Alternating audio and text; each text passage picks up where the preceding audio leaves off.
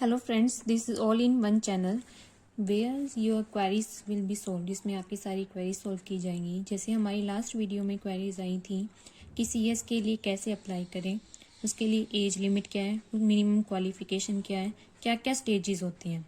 तो my dear friends, this is the video regarding all those queries which you have asked in the last video. तो ये है एक FAQ यानी कि फ्रीक्वेंटली आस्क्ड क्वेश्चंस, जिसमें क्वेश्चंस हैं और उसके आंसर्स हैं। ये आईसीएसआई ने ही बनाई है पीडीएफ, जिसमें स्टूडेंट्स के जो जो क्वेरीज आती हैं उनको वो इकट्ठा करके क्वेश्चन एक पीडीएफ एफएक्यू तैयार कर देते हैं, जिसमें सारे आंसर्स उनको मिल जाते हैं। फर्दर फिर भी कोई क्वेरी रह जाती है तो वो बाय मेल या फिर बाय स्मैश पोर्टल वो उसे सोल्व कर देते हैं। चलिए आइए friends, this is the PDF file of 41 pages, जिसमें सारी चीज़ें बता रखी हैं कि कैसे हम किस क्वेरी को कितना देख सकते हैं। इस वीडियो में पार्ट्स में डिवाइडेड है सारी चीज़ें। क्या होता है कि सीएस की 3 स्टेजेस होती थी। जो अर्लियर सिलेबस था उसमें 3 स्टेजेस होती थी। 3 स्टेजेस में क्या था? First is the foundation, second executive and third is professional and the training is the part of CS course. तो अब क्या कर दिया इन्होंने, फाउंडेशन की जगह CSEET दे दिया। CSEET में क्या होता है, ये भी एक तरह का फाउंडेशन ही कोर्स है, लेकिन इसमें अलग अलग एग्ज़ाम क्राइटेरिया बढ़ा दिया, एग्ज़ाम क्राइटेरिया चेंज कर दिया। तो माय फ्रेंड्स, आइए हम देख लेते हैं कि क्या है ये video. Frequently asked question FAQ parts में डिवाइड है। फर्स्ट पार्ट है on the new regulation including CSEET entrance test. इसमें आपके क्वेश्चंस हैं कि CSEET किसको करने की जरूरत है। फिर सेकंड क्वेश्चन है कि ग्रेजुएट्स भी CSEET कर सकते हैं। Is there any category of students who are exempted from qualifying. क्या कोई है ऐसा जो CSEET जिसको करने की जरूरत नहीं है, वो डायरेक्टली एग्जीक्यूटिव प्रोग्राम में आ सकता है? तो हाँ, जिन्होंने फाउंडेशन प्रोग्राम पास कर लिया है तो उनको CSEET करने की जरूरत नहीं है। पर अब फाउंडेशन बंद हो गया, लेकिन जो पहले फाउंडेशन क्लियर कर चुके हैं और अब एग्जीक्यूटिव में एंटर करना चाहते हैं तो उनको CSEET देने की जरूरत नहीं है, वो एग्जाम्प्ट है। ICAI के फाइनल कोर्स पास स्टूडेंट्स, उनको CSEET देने की जरूरत नहीं है। ICMAI final course pass students, उनको CSEET देने की जरूरत नहीं है। बाकी जितने भी स्टूडेंट्स हैं उनको CSEET देना होगा to be eligible for executive programme. अब यहाँ पे फीस स्ट्रक्चर है कि एग्जीक्यूटिव की क्या फीस स्ट्रक्चर है, उसमें एंटर करने की क्या फीस स्ट्रक्चर है। रजिस्ट्रेशन फ़ी, एजुकेशन फ़ी, यहाँ पे फर्दर डिवाइड कर रखा है कि CSEET पास करने वालों के लिए ये फीस है, CS फाउंडेशन पास वालों के लिए ये फीस है, ICAI के लिए ये फीस है, ICMI के स्टूडेंट्स के लिए ये फीस है। तो आइए देखते हैं। इन टोटल आइए 10,600। अब है, is there an exemption fee applicable for such exempted categories of students. तो एग्जाम्पशन फी ये कह रहा है कि आप जो यहाँ पे इस क्वेश्चन में जो कह रहा था कि एग्जाम्पशन किन किन को स्टूडेंट्स को मिली हुई है CSEET ना देने की, तो वो ये थे 3। पर क्या इन तीनों के लिए एग्जाम्पशन फीस है कि हम CSEET नहीं देंगे? तो हाँ, उनके लिए फीस चार्ज होगी कि आपको CSEET देने की जरूरत नहीं है, और वो है 5,000 फीस है ICAI स्टूडेंट्स को और ICMAI स्टूडेंट्स के लिए।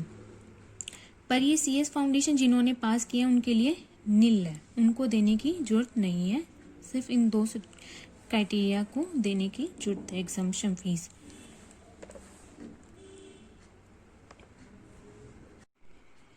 What is the schedule for conducting CSEET। इसमें सारा बता रखा है आपको कि लास्ट डेट क्या है, एग्जामिनेशन के मंथ कौन कौन से हैं, उसमें आप कब तक रजिस्टर कर सकते हैं और एग्ज़ाम का रिजल्ट डेट भी क्या है। तो ये है, जैसे मैं आपको एक पढ़ के दिखा देती हूँ। मंथ ऑफ एग्जामिनेशन, मई में होने एग्ज़ाम। आप रजिस्टर कब तक कर सकते हैं मई एग्जामिनेशन के लिए? 21 जनवरी टू 15 अप्रैल। और डेट ऑफ एग्जाम प्रोबेबली यानी कि लगभग कब होगी? On Saturday which is close to the 10th May. 10th मई के पास जो पहला जो सैटरडे होगा उसको आपका एग्ज़ाम होगा। और इसका रिजल्ट कब तक आ जाएगा? By 20th May. Cut off date for registration in CS executive programme. अगर आप इसमें पास हो जाते हैं तो आपको CS एग्जीक्यूटिव में रजिस्टर कब तक कर सकते हैं? 31 मई तक for both module. Actually executive level पे 2 मॉड्यूल्स होते हैं, तो आप दोनों मॉड्यूल्स के लिए अगर 31 मई तक रजिस्टर कर लेते हैं तो आप एलिजिबल होंगे एग्जाम देने के लिए। ये सेकेंड है जुलाई। जुलाई में क्या है, यहाँ पे दिसंबर सेशन में आप एक मॉड्यूल के लिए एलिजिबल होंगे, दोनों मॉड्यूल के लिए नहीं होंगे अगर आप 31 जुलाई से पहले और 31 मई के बाद रजिस्टर करते हैं। सेम इसी तरह ये दोनों स्टेप्स हैं जून सेशन के लिए। जैसे 2 सेशंस होते हैं एक साल में, जून एंड दिसंबर, तो ये 2 हैं जून सेशन के लिए, पहले 2 हैं दिसंबर सेशन के लिए। Now what is the fee for registration to CSEET। CSEET की रजिस्ट्रेशन के लिए फीस क्या थी? वो जो ऊपर थी फीस वो एग्जीक्यूटिव प्रोग्राम के लिए थी, और ये जो फीस है वो CSEET के लिए फीस है 1000 रुपीज पर सेशन। ये है कंसेशंस। कंसेशंस मतलब छूट, जो फीस में कितनी % उनको कंसेशन मिल जाएगी। जैसे 50%, उनकी 50% फीस माफ है, 50%। ऐसे ही वर्ड्स एंड वीडियोस के लिए 100%, सर्विंग रिटायर्ड पर्सनल्स के लिए 50%। ये सारे criteria. What are the subjects covered under CSEET। तो CSEET में कौन कौन से सब्जेक्ट्स कवर हैं? Business communication, legal aptitude and logical reasoning, economic and business environment 50 marks, current affairs, presentation, communication skills 50 marks. यानी कि टोटल 200 मार्क्स का ये एग्जाम होगा। ये एग्जाम ऑनलाइन ही होगा, MCQs बेस्ड ऑन क्वेश्चंस हैं। कट करिए। ये कंप्यूटर बेस्ड टेस्ट है 200 मार्क्स का, जिसमें MCQ होंगे और वीडियो क्लिप्स, ऑडियो क्लिप्स में आपसे क्वेश्चंस पूछे जाएंगे, या फिर प्रेजेंटेशन वगैरह कुछ होगी। 15 मिनट्स जैसे यहाँ पे लिखा हुआ है कि टोटल 135 मिनट्स हैं। 120 मिनट्स होंगी MCQ टेस्ट के लिए और 15 मिनट्स होंगी वाइवा वॉइस के लिए।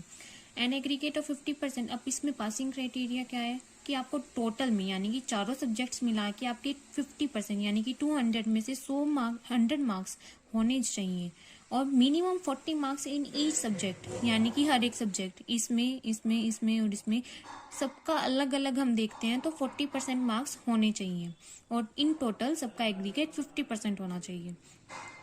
उसी तरह will there be negative marking, the most important question, कि क्या कोई नेगेटिव मार्किंग, हम कोई टिक लगा देते हैं तो गलत हो जाए, फिर भी उसके गलत होने पे भी मार्क्स कटे, तो ऐसा नहीं है। No, there will not be any negative marking. तो अब यहाँ पे will there be viva voice. अब वाइवा वॉइस कैसा होगा, क्या है उसका? As part number 4 current affairs में है ये।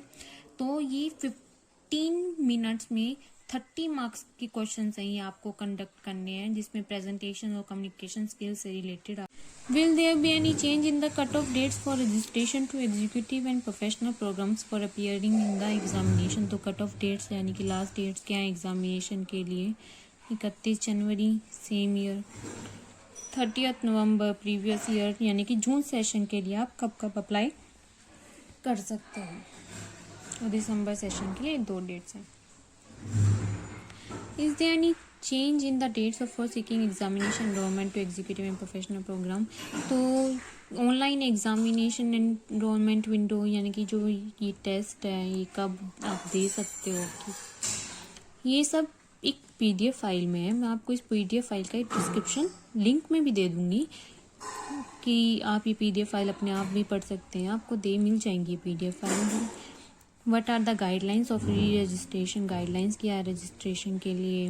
री रजिस्ट्रेशन वो करवाते हैं जिनका रजिस्ट्रेशन एक्सपायर हो जाता है और उन्होंने डिनोवा भी नहीं करवाया। तो डिनोवा क्या होता है कि पहले तो रजिस्ट्रेशन होता है आपका 5 साल का, 5 साल में वो एक्सपायर हो जाएगा, फिर उसमें आपको डिनोवा करवाना होता है कि आप उसको रिन्यू करवा लें।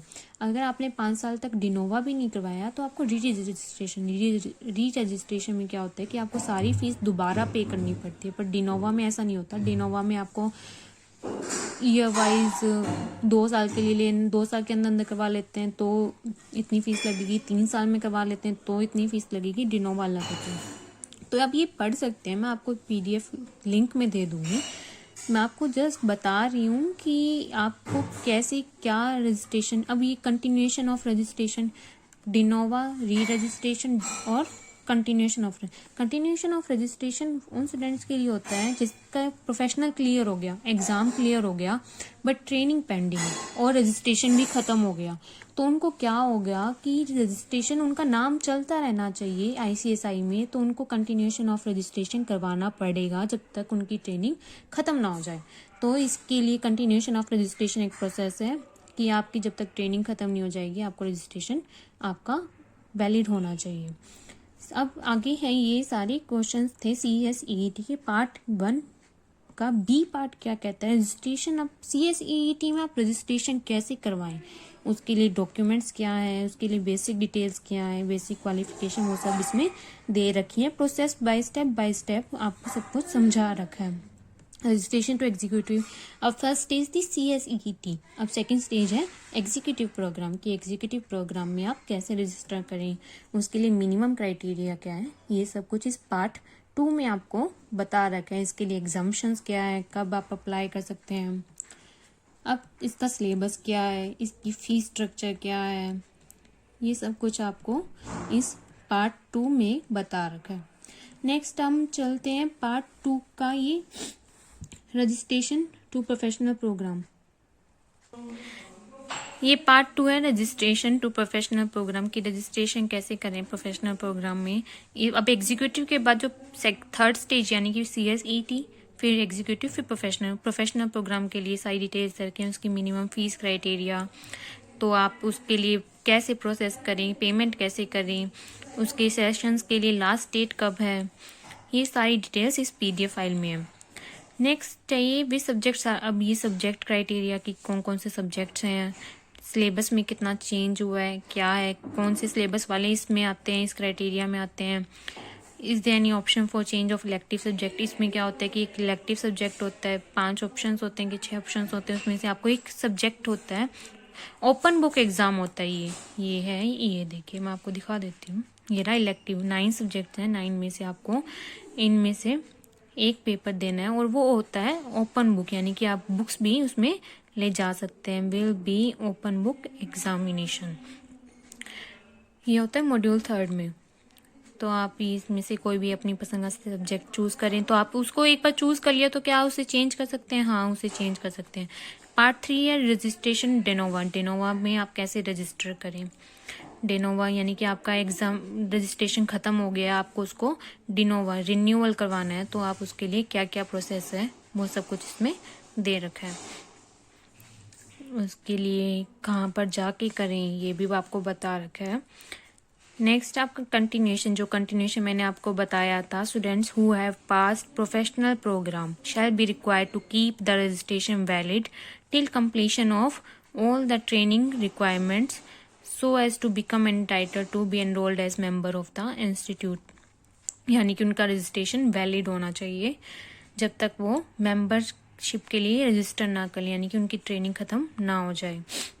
व्हाट इज़ द वैलिडिटी, अब इसकी वैलिडिटी क्या है, ये सारा प्रोसीजर इसमें आपको एक्सप्लेन कर रखा है। पेपर वाइज एग्जाम्पशन, जो स्टूडेंट्स का पहले क्लियर हो गया और उनका रजिस्ट्रेशन खत्म हो गया, क्या उनको वही पेपर दोबारा देने पड़ेंगे रजिस्ट्रेशन के लिए, वो क्राइटेरिया भी आपको यहाँ पे एक्सप्लेन कर रखे कि अगर वो एग्जाम्पशन पहले से चलती आ रही है, अगर हमारे काउंसिल मेंबर्स ने वो एग्जाम्पशन मान रखी हैं, तो आपको उन पेपर्स के लिए एग्जाम्पशन मिल जाएगी री रजिस्ट्रेशन के वक्त भी। तो ये सब इसमें क्राइटेरिया है। Switch over to new syllabus, अब जो ओल्ड सिलेबस में, क्या वो न्यू सिलेबस में जा सकते हैं, हाँ तो जा सकते हैं। तो क्या प्रोसीजर है, उनके सब्जेक्ट में कोई एग्जाम्पशन मिलेगी अगर उनका ग्रुप कोई क्लियर है, तो आप इसमें देख सकते हैं कि आपको कैसे एग्जाम्पशन मिल जाएंगी, किस पेपर के लिए एग्जाम्पशन मिलेगी। जैसे कंपनी लॉ है पुराने सिलेबस में, तो मॉड्यूल 1 का वो पेपर 2 है कंपनी लॉ, में आपको एग्जाम्पशन मिल जाएगी। वैसे ही सभी का क्राइटेरिया आपको यहाँ पे दे रखा है कि आपको एग्जाम्पशन के लिए क्या करना है, आपको एग्जाम्पशन के लिए अप्लाई कैसे करना है, वो सब यहाँ पे आपको एक्सप्लेन कर रखा है।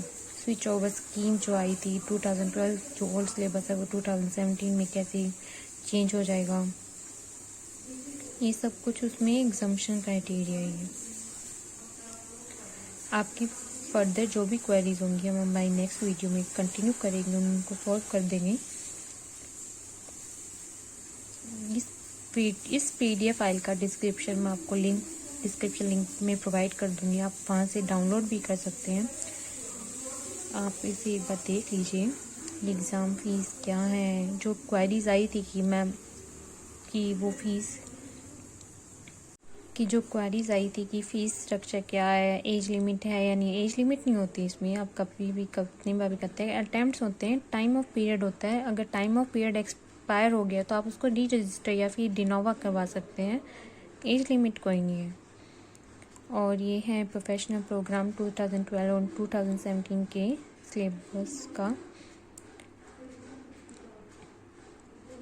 कम्युनिकेशंस पार्ट 10 कि अगर आपको कुछ रिसीव नहीं हुआ और आपने उसके लिए कुछ क्वेरी है कि आप उसको कैसे पूछें, कहाँ पूछें, फ़ोन डायल करें या फिर ईमेल करें, वो सब इसमें भी एक्सप्लेन कर रखा है। जैसे I am not receiving the mails from the institute, what are the steps to be taken by me to enable them, कि उन्हें शुरू कैसे करवा लें।